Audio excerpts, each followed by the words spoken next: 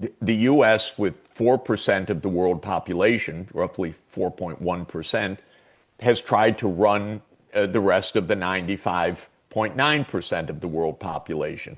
It does that, of course, with military bases all over the world, roughly 750 military bases in 80 countries.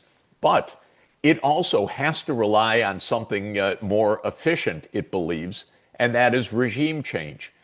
Because the U.S. doesn't have the manpower to put its Roman legions, if I could use the analogy, all over the world. It needs to have governments that fall in line with it. It has a lot of vassal states. The Europeans are vassal states in this way. But the idea has been regime change as the most important instrument that the United States has, because it doesn't want to be and can't be an occupying force, so it has to impose friendly regimes. So this fits, maybe it fits the imperial model going way back, that you put satrapies in or you put local vassal states in, because you can't really occupy every place if you have your eye on global control. Well, my last question is, how will this affect the wider world? How will Russia, China, other large powers react to this? Because obviously this is not a good day for diplomacy in the faith they would have in diplomacy with the United States. But also, to what extent do you see the possibility of this war spreading? Because I've seen some reports already about Russia and China resupplying Iran after they were attacked. If history can be our guide, and it's a very imperfect guide to be sure, because every circumstance is different, the current approach will fail.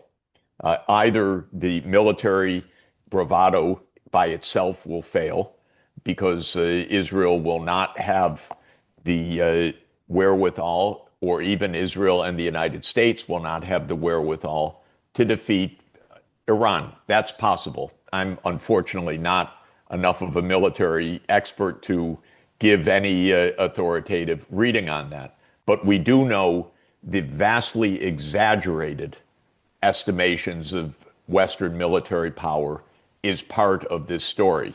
The United States has not won wars for decades. Sometimes it's had military victories, but it's rarely actually won a long war. And so from Afghanistan to Vietnam to countless other places, this kind of approach has not worked. And it may lose directly in the aerial battles and in the air defense and in Iran's ability to counterattack and destroy critical locations in populated Israel. It may fail just on that basis. Or it may fail on the basis that the nuclear activities of Iran escalate in result and are not stopped by any of this, or in the fact that there is no regime change. They're trying, I think, a decapitation not only of the military and scientific leadership, but of the political leadership as well. This is likely to fail, but not impossible. This is an assassination machine. They have targeted drones to the apartment buildings and apartment floors and flats specifically. So they, with Mossad's methods, which is an assassination unit, they've made some progress. But that can fail, I think, is more likely than not to fail. Even if it were to succeed, it doesn't occupy a country of more than 90 million people. That is a big, spread out, diverse, and in many ways technologically sophisticated country. So rarely do a few airstrikes actually change the fate of politics or nations. It hasn't happened in most of the time. So I believe we're on a path of extraordinary risk and danger and typical bravado and overestimation of Israeli and Western capacity. That has been the general rule, overestimation of what the Western advantage brings. because the most fundamental factor of our world today is multipolarity.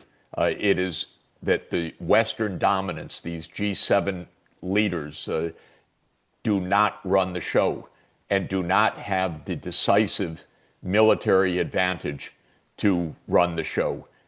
But in the end, each of these blows and the counter blows bring us closer to nuclear annihilation, because the even more fundamental truth is that we have nuclear arms all over the place. And not only does Iran have Russia as a backer, it also has Pakistan as a backer. And the idea that this is just a unilateral show of nuclear armed Israel versus the Islamic world, versus Iran versus the Arab world, this could really get us all killed, this kind of delusion. Well, Professor Sachs, thank you, my friend. I appreciate your time. This is, yeah, it's incredible we ended up in this situation. I think everyone realized how crazy and, yeah, insane such an attack would be, and that's exactly how it's turning out as well.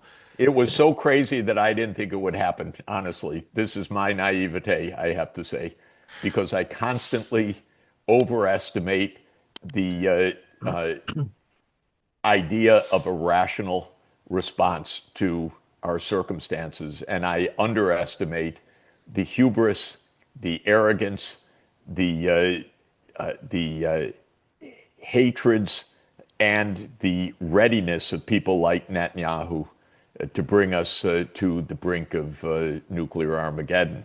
By the way, I have to say, and I should add, there is some group, bizarre as it sounds, that looks at the prospect of nuclear Armageddon and shrugs their shoulders and says, well, that's all biblical prophecy in the book of Revelation. I get my email from American Christian evangelicals who are the major voter base for Israeli extremism. And I get letters explaining to me, Mr. Sachs, it's all in the prophecy. And the darker things get, the more these are sign of the times of the coming Armageddon. That, to me, is perhaps the most terrifying point, that some people on this planet actually look at the prospect of Armageddon, not only with equanimity, but even with expectation. This is terrifying, and there are millions of American voters like that. Weird as can be, I have to say, but actually, that's the fact.